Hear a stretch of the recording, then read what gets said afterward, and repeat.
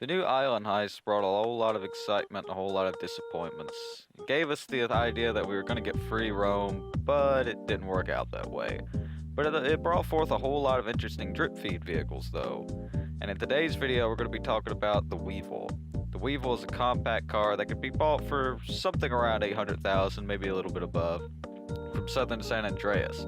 Its trade price is about 600,000, and it was unlockable even before it was on the store. It could be unlocked by completing favors for Dave England, side quests and shit. The Weevil is based off the classic Volkswagen Beetle with its rear air-cooled engine and small unibody design. It's a mixture of multiple year models of Beetles. It has the late 60s model rear hood with split-piece rear window with 40 style tail lamps, and the headlights are late 60s style, while the bumpers are around the 80s or 70s style Beetles.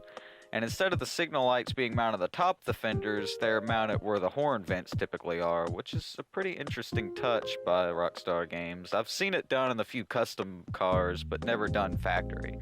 The interior is based on the early 1940s era style Beetle, and the steering wheel is, well, it's a Benny steering wheel. The dash layout is nice and simple, nothing like the actual style Beetle, but the center vent thing is, well, something that came from the 40s style Beetle. And, well, everything is where it should be. And the trunk is all in order as well, with a spare wheel in its proper location. However, the battery is mounted in the top left corner of the trunk, when in the real Volkswagen Beetle, it's actually mounted under the back seat. Somewhere under the back seat. I think it's under the, no, I think, yeah, it's the driver's side behind and under the back seat. And it handles just like an actual Beetle. And to be a compact car in Grand Theft Auto, it handles pretty well. And, well, it's hard on the straight, like when you're going really fast, it doesn't want to steer when you're going full speed, but you could make it drift if you know what you're doing or know how to handle it. But all in all, it's a good car. You can make it a lowrider, you could make it a all-terrain Baja Bug, you could cut the fenders off of it, you can make it a hippie car, you could put a surfboard on the roof. The possibility has a many possibilities. I can't say they're endless because they're not all vehicles in the game have endless possibilities for customization. But it has a pretty good range of customization options, and it looks really cool. And it slams home the look pretty well for, you know, all these years of having Volkswagen-based vehicles in the game, but never having the Beetle. It's finally nice that they brought the Beetle back on, or brought the Beetle on here. And with that being said, there's a whole lot of crap the real-life Beetle can do and withstand, so we're going to put that to the test.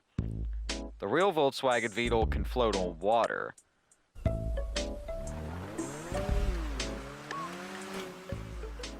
But not the Weevil. It sank like a rock.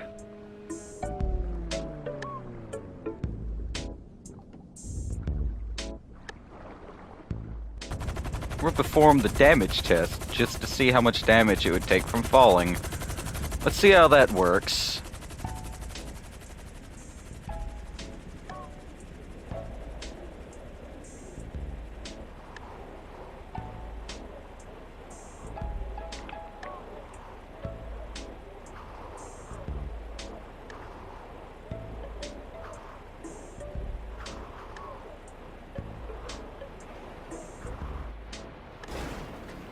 No damage whatsoever. Completely unscathed, unscratched. In perfect condition. And still drivable, as you can see. Before the Weevil, there was the Injection. The Injection's the Baja Bug, basically, before the Beetle. And so I decided to drag race him. I got Bug over there driving the Injection, and this Injection has not been upgraded in any kind of way versus my fully upgraded Weevil. So let's see how that turns out.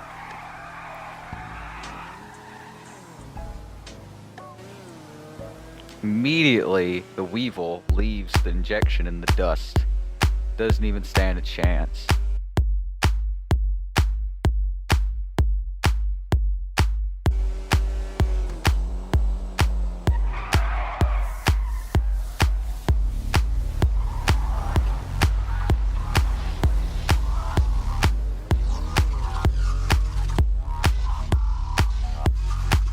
here is the Weevil versus the fully modded injection. Let's see how this turns out.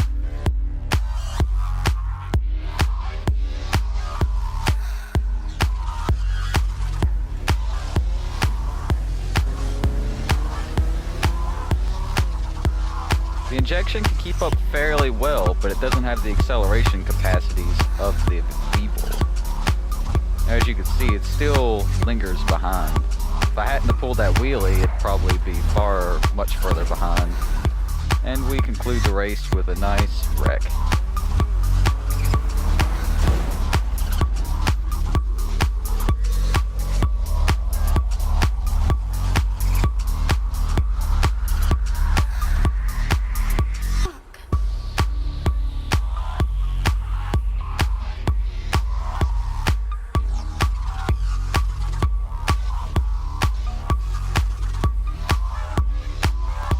And just to have some more fun, I decided to put the Bifta up against the Weevil, which is basically, you know, the Myers-Mannix dune buggy.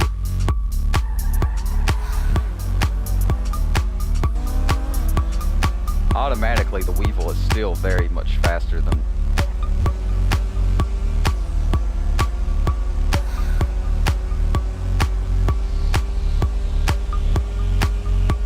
You can see there's a clear speed gap and huge air gap. Oh, there goes my fender. Good night, everybody!